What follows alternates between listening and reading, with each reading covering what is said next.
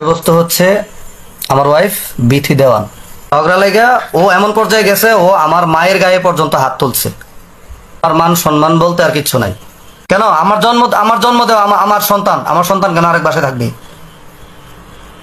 তো সবকিছুর পরে আমি ওরে ভালোভাবে এখনো বুঝাই বলতেছি, দেখো যা হয়েছে হয়েছে, সব বাদ, তুমি দয়া করে চলে আসো। আমার আজকে একজন পরিচিত মুখ এবং খুব ভালো ব্যক্তিত্ব, ওনাকে নিয়ে কিছু কথা বলবো, ভালো কথা বলবো, মন্দের কিচ্ছু না। অবশ্য আমি কোনো ঝগড়া ঝামেলা কোনো কিছু সৃষ্টি করার জন্য লাইভে আসি নাই। আমি আসছি সুন্দর একটা সমাধানের জন্য।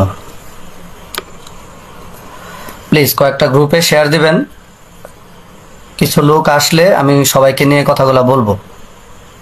বিষয়বস্তু হচ্ছে আমার ওয়াইফ বিথি দেওয়ান। বিষয়বস্তু বা যে কথা, এই কথাগুলো শুনতে হলে অবশ্যই ধৈর্য সহকারে লাইভটাতে থাকতে হবে। অনেক চেষ্টা করেছি, অনেক, কোনো কিছুতে আমি কমতি রাখি নাই। আমার মতে, আমার জানা মতে আমি কোনো দিকেই কমতি রাখি নাই। পারিবারিকভাবে বিভিন্নভাবে চেষ্টা করেছি এবং চেষ্টা চালিয়ে যাচ্ছি। সবাই মনোযোগ সহকারে শুনবেন। আপনার বাবুটা কেমন আছে আমি নিজেও জানি না, আর যেই কারণে লাইভে আসা আর কি। প্লিজ আমি আপনাদের সবাইকে অনুরোধ করব বিনীতভাবে, আপনারা একটু শেয়ার করবেন লাইভটা। আমি চাই যাতে সবাই আমার কথাগুলো শুনুক এবং এর মধ্য থেকে একজনও যদি ভালো একটা সমাধান দিতে পারেন, এতে আমি কৃতজ্ঞ থাকব এবং আমার অনেক উপকার হবে।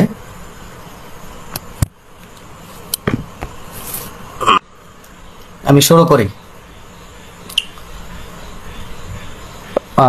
আমি প্রথমে সালাম জানাই সবাইকে। যদি আমার কোনো কথায় বা আমার কথা বলতে গিয়ে অনেক সময় দেখা গেছে অনেক মানুষ উত্তেজিত হয়, আমি হয়তো অনেক কথা বলতে পারি, তো আমার কোনো কথা ভাষায় যদি ভুল ত্রুটি হয় তা আগে থেকে ক্ষমা চেয়ে নিচ্ছি। তবে আজকের যে লাইভটা, এটা হচ্ছে সম্পূর্ণ আমার সংশোধনী লাইভ, মানে আমি এটার একটা মীমাংসা বা একটা সংশোধন চাই। আর যদি না হয়, পরবর্তীতে যে লাইভটা হবে, যদি এই লাইভের পরে যদি কোনো মীমাংসা না হয়, তাহলে আশা করি দোষগুণ নিয়ে আসবো। কার দোষ কার গুণ, কে কি করছে না করছে, আমি পরবর্তীতে সর্বোচ্চ বিস্তারিত আলোচনা করব। এখন যেটা করতেছি সেটা হচ্ছে আমি আমার ফ্যামিলি এবং আমার যে অবস্থান, আমার সংসার, আমি চাই আমারটা টিকে থাকুক। আমি একটা সমাধান চাই।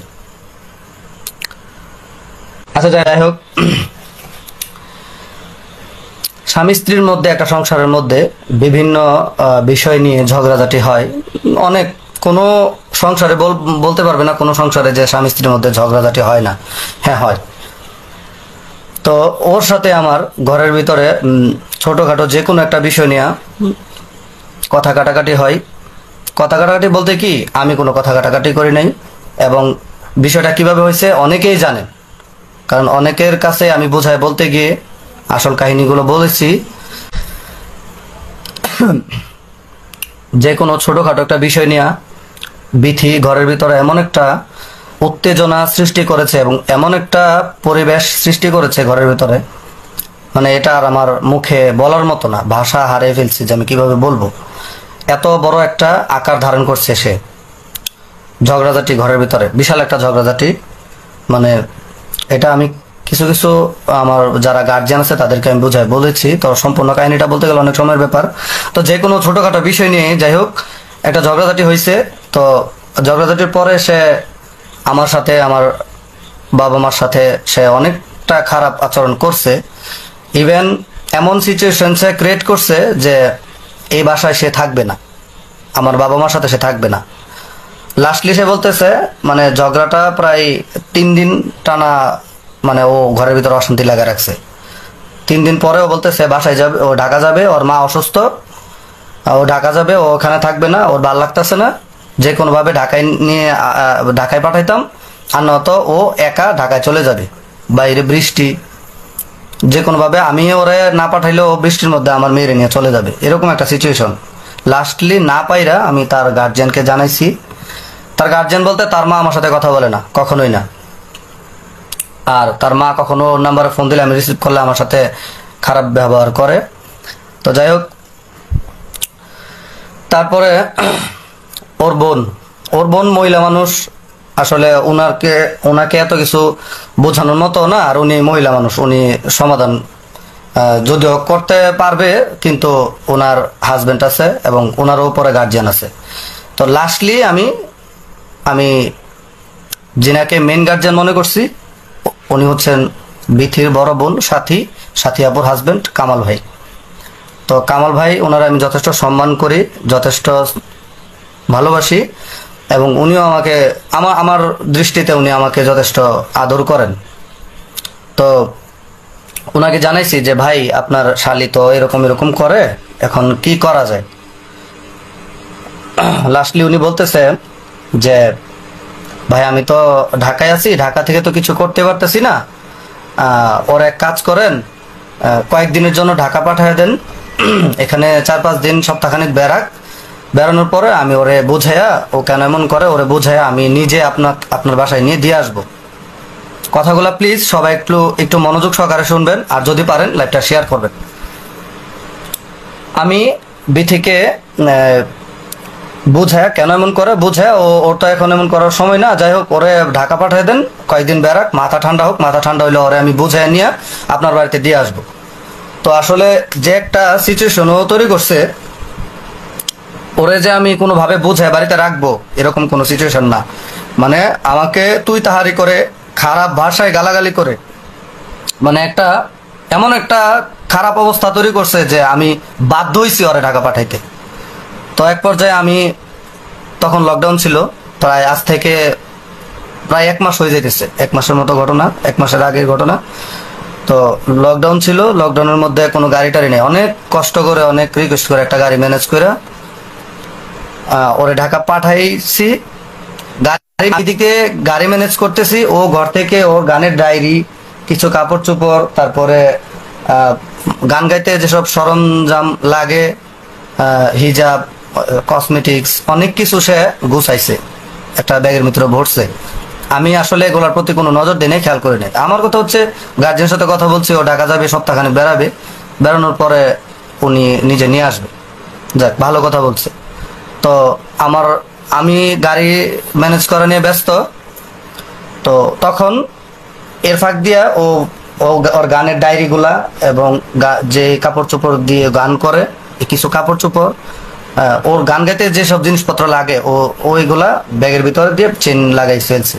তো আমি এগুলা খেয়াল করি নাই, দেখি না, আমার দেখার দরকার নাই, কারণ আমার মাইন্ডে এত কিছু না। তো যাই হোক, ওরে ঢাকায় পাঠানো হয়েছে একটা সমাধানের জন্য, বা ও কেন খারাপ আচরণ করছে এবং করে এই সমাধানের জন্য ওরে ঢাকা পাঠানো হয়েছে। ইভেন ওর গার্জেনের সাথে আলাপ করে ওর গার্জিয়ান পাঠানোর কথা বলছে, সে কারণে আমি পাঠাইছি। ঢাকা পাঠানোর পর থেকে আমি তো আমার ওয়াইফকে ঢাকা পাঠাইছি, ওর মার কাছে যাইবো, ওর মা নাকি অসুস্থ, দেখবো, ওনার চিকিৎসা করবো। আচ্ছা যাই হোক, ভালো কথা। ঢাকায় পাঠাইছি, যাওয়ার সময় কিছু টাকা পয়সা ও নিয়ে গেছে, অল্প কিছু টাকাই নিয়েছে, বেশি টাকা নেই না, এটা মিথ্যার কিছু না। তারপরে ঢাকা পাঠানোর পরে ওর দুলাভাই বলছিল যে ওরে নিয়ে আমার এখানে দিয়ে যাবে। তো যাওয়ার যেহেতু বলছে 4-5 দিন বা 1 সপ্তাহ বেড়াবে, 1 সপ্তাহ বেড়ানো, আমি এর ভিতরে ওয়েট করছিলাম। বাট ও যাওয়ার 4 দিন না 5 দিনের মধ্যে আমি বাইক অ্যাক্সিডেন্ট করি। দাগগুলো এখনো আছে, আমি দেখাই, যারা দেখছেন। এই যে এখানে অনেকটাই ছিল, এটা শুকিয়ে গেছে মোটামুটি, এখানে ছিল, এই যে তারপরে হাঁটুতে আছে। যাক, বিভিন্ন জায়গায় ব্যথা পাইছি। ব্যথা পাওয়ার পরে 4-5 দিনের মধ্যে মাথায় টেনশন ছিল, আর বাসা থেকে বেরোয় সামনেই রাস্তার মধ্যে যাওয়ার পরেই যে কোনোভাবে আমি গাড়িটা নিয়ে, মানে খালি রাস্তার মধ্যে গাড়িটা ব্রেক ধরে নিয়ে পড়ে গেছি, অ্যাক্সিডেন্ট করছি, ব্যথা পাইছি। ওরে আমি জানাইছি যে আমি অসুস্থ হয়ে গেছি, আমি অ্যাক্সিডেন্ট করছি, অসুস্থ হয়েছি, এবং যে জায়গায় ব্যথা পাইছি পিকগুলা ছবি তুলে ওরে পাঠাইছি। ও আমাকে ডিরেক্টলি SMS করছে, তুই রাস্তায় পড়ে মর, তুই মরলেও আমি দেখতে যাবো না। তো আমি আসলে বিষয়টা খুব কষ্ট পাইছি, কষ্ট পাইলেও আর আমি কিছু বলি নাই। তো আমি ওর সাথে বিভিন্নভাবে যোগাযোগ করার চেষ্টা করছি এবং ফোন দিছি, আমার ফোন ধরে না। আমি ফোন দিলে আমাকে খারাপ গালাগালি করে, SMS দিলে অনেক খারাপ গালাগালি করে। লাস্টলি ওর গার্জিয়ান দুলা ভাই ওনার সাথে আমি আলাপ করলাম যে ভাই আপনার শালি এমন এমন কথাবার্তা বলে, তো এগুলো এমন আচরণ কেন করে। পরে উনি বলতেছে যে ওর কথাই ধরেন না, ও পাগল ছাগল মানুষ, ও অনেক কিছু বলে। তো আমি ভাই যাই হোক, ও যেমনই হোক, এখন তো ও গেছে প্রায় অনেক দিন হয়ে যাইতেছে, 15-20 দিন, 15-20 দিনের মতো হয়ে যাইতেছে। তো এটার একটা মীমাংসা তো হওয়ার দরকার। কিভাবে, আমি তো অসুস্থ, এই কারণে আসতে পারছি না, এখন মোটামুটি একটু সুস্থের পথে, তখন আমি কিভাবে আমি কি করতে পারি। পরে উনি বলছিল যে আপনি আপনার মারে নিয়ে আর কয়েকজন, যদি পারেন 2-3 জন লোক নিয়ে একটা গাড়ি নিয়ে একবারে চলে আসবেন, যাতে ওরা বুঝায় সাথে নিয়ে যেতে পারেন। ঠিক আছে, মানলাম। তো বারটা ছিল বুধবারের দিকে। পরে আমি নিয়ত করছিলাম যেন শুক্রবারের দিকে যাব। আমি কয়েকজনে বলছি আমার গার্জিয়ান যাওয়ার জন্য। বৃহস্পতিবার উনি আমাকে আবার SMS করছে, ভাই আপনার আসতে হবে না। আমি বললাম কেন ভাই? ভাই বিথি বারণ করছে। ভাই বিথি বারণ করছে, এটা কেমন কথা? আমি ওর হাজব্যান্ড, ও রাগারাগি করে যেভাবে হোক ঢাকা চলে গেছে, বা আপনার উপরে ডিপেন্ড করে ওই গেছে, আমি পাঠাইছি। তো এখন ও বারণ করতেছে ঢাকা যাওয়ার জন্য। তো আজকে অনেকদিন হয়ে যেতেছে, আমার ফ্যামিলি প্রায় মোটামুটি একটা ঘরের ভিতরে শান্তি কি জিনিস তো এতদিনের এই কয়েকদিনের ভিতরে নাই।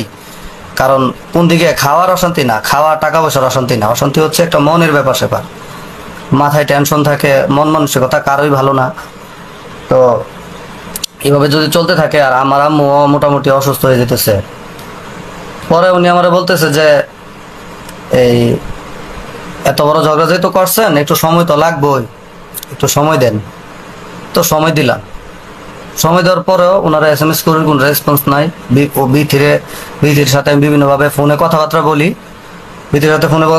আসলে তুমি কি চাও। সে আমাকে বিভিন্নভাবে মানে আমাকে যাতা আচরণ যা বলে, আমি এগুলা মুখে আনতে পারতাছি না।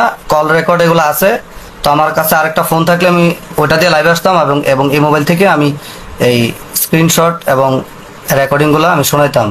আমি জানি বিথি লাইভটা দেখতেছে, বিথির অন্য একটা আইডি দিয়ে বিথি লাইভটা দেখতেছে। তো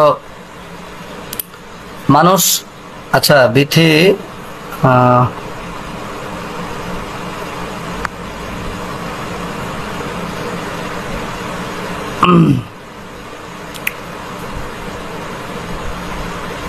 আচ্ছা যাই হোক, দোলা ভাই আপনিও দেখতেছেন, আমি দেখতেছি, বিথিও দেখতেছে। বিষয়টা এমন একটা পর্যায়ে দাঁড়াইছে, এমন কোনো গার্জিয়ান, এমন কোনো লোক মানে খুব কম আছে যারা পরিচিত এবং আমার গার্জিয়ান স্বরূপ যাদেরকে সম্মান করি, এরা বিভিন্নভাবে যোগাযোগ করছে বিথির সাথে, বিথিরে বোঝাইছে। ইভেন আমি অনেক বোঝাইছি, দেখো একটা মেয়ে হয়েছে, কথার কথা দেখো, ধরো তুমিও খারাপ আমিও খারাপ, বাট আমার সন্তানটা তো আর কোনো অপরাধ করে নাই। আমার সন্তান, আমার মেয়েটার বয়স 10 মাস। তো এমন একটা বাচ্চা মেয়ে, এর তো একটা ভবিষ্যৎ আছে। আমার না অপরাধ হয়েছে বা তোমার না অপরাধ হয়েছে, আমাদের অপরাধের জন্য তো আর আমাদের মেয়ে শাস্তি পাইতে পারে না। ওরা বিভিন্নভাবে আমি ওরা বুঝাইতেছি যে দেখো, আল্লাহ খুদার দয়া লাগে, তোমার 2টা পাও ধরি, তুমি দয়া করে চলে আসো, অথবা আমার বলো আমি আসি, আমি আইসা তোমার নিয়ে যাই, সংসারে আসো, ভালোভাবে শান্তিতে থাকো।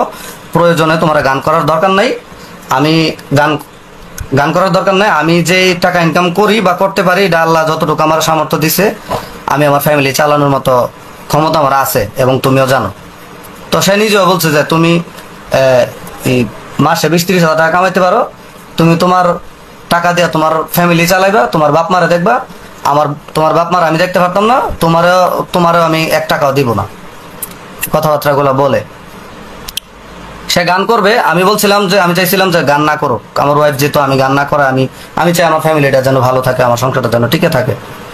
এখন সে আমার কথাগুলা অগ্রাহ্য করছে, শুনে নাই, সে গান করবেই। ইভেন আমি এটা বলছি যে গান যদি না করো, গান যদি করো, আচ্ছা ঠিক আছে, গান করো, সমস্যা নেই, তবে আগে যেভাবে গান করতা ঠিক সেভাবেই করো, এর ব্যতিক্রম কোনো কিছু করার চেষ্টা করো না, এবং আগে যেভাবে মিলেমিশে থাকছো সংসারের মধ্যে এভাবে থাকো, গান করো, আমার কোনো আপত্তি নেই। সে এটা বলতেছে না, গান সে করবে, গানের কন্ট্রোলিংও তার কাছে